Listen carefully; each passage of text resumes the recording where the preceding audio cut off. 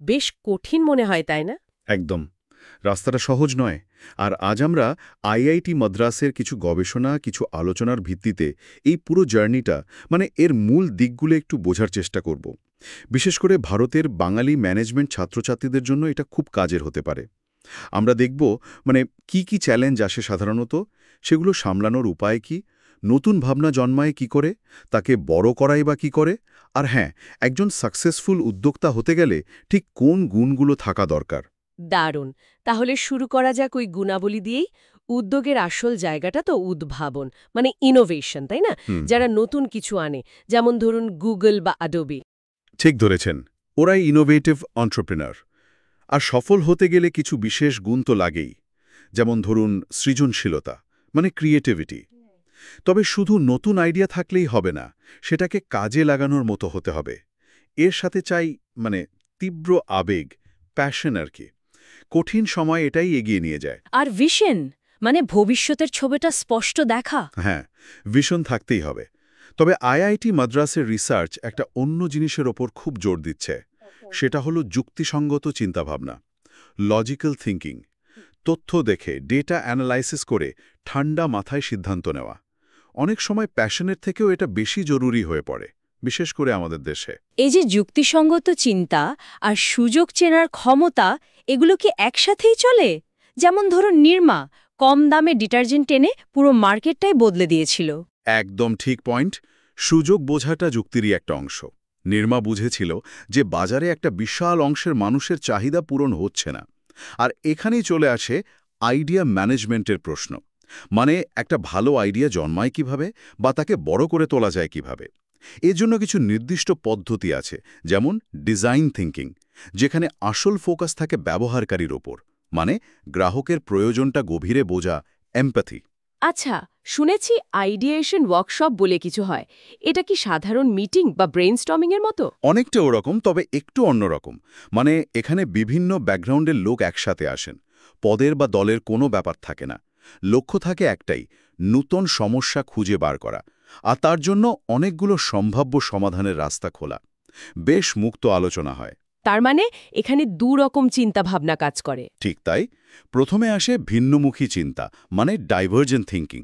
যত বেশি সম্ভব আইডিয়া, যত বেশি সম্ভব পথ খুঁজে বের করা। ধরুন জাল ফেলার মতো।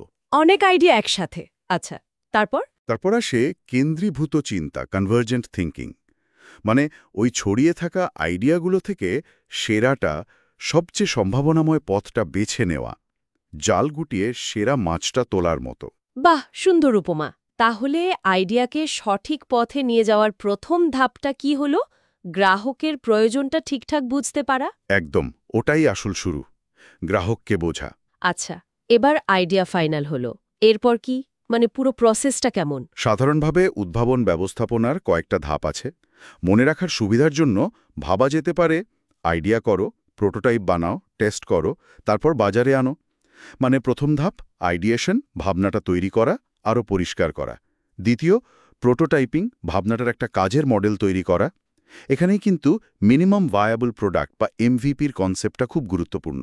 এমভিপি মানে একদম বেসিক জিনিসটা বানিয়ে আগে দেখে নেওয়া। হ্যাঁ, ন্যূনতম কি ফিচার দিলে জিনিসটা চলবে, সেটা বানিয়ে তাড়াতাড়ি শোকের মতামত নেওয়া।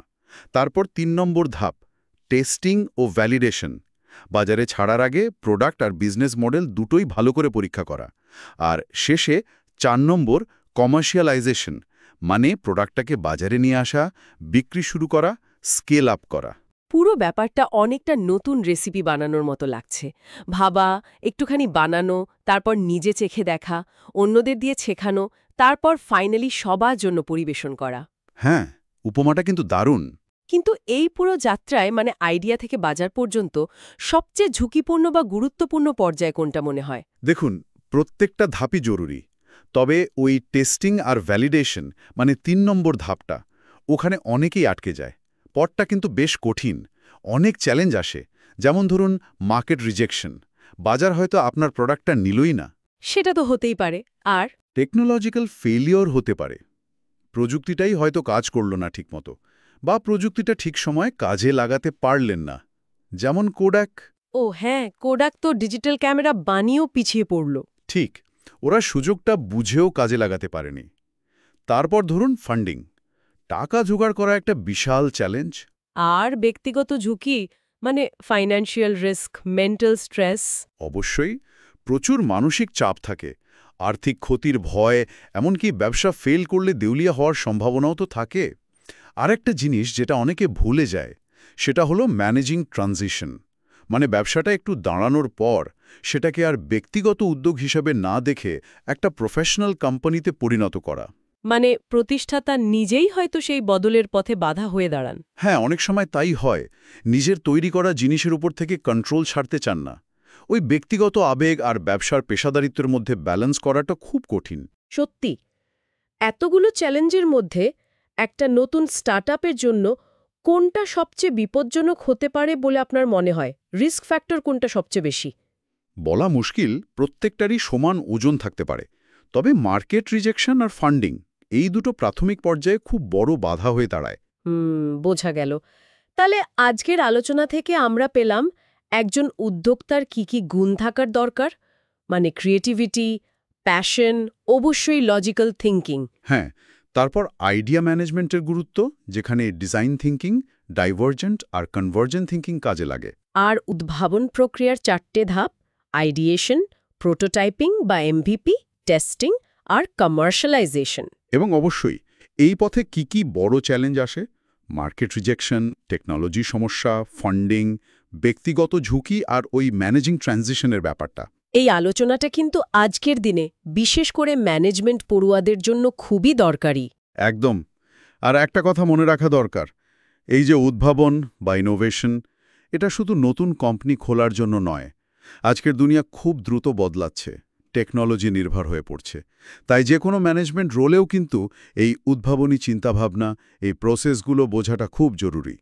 ভারতে স্টার্টআপ ইকোসিস্টেম যেভাবে বাড়ছে, তাতে বাঙালি ম্যানেজমেন্ট ছাত্রছাত্রীদের জন্য কিন্তু বিরাট সম্ভাবনা। এই জ্ঞান, এই দক্ষতাগুলো ভবিষ্যতের জন্য তৈরি হতে সাহায্য করবে। আজকের মতো তাহলে এইটুকুই। শুধু একটা প্রশ্ন রেখে গেলাম আপনাদের ভাবনার জন্য। আপনার নিজের পড়াশোনা বা ভবিষ্যতের কর্মজীবনে এই ইনোভেশনের নীতিগুলো কিভাবে কাজে লাগাতে পারেন, একটু ভেবে দেখবেন। এই গভীর চিন্তাটা নিয়েই আজকের আলোচনা শেষ করছি।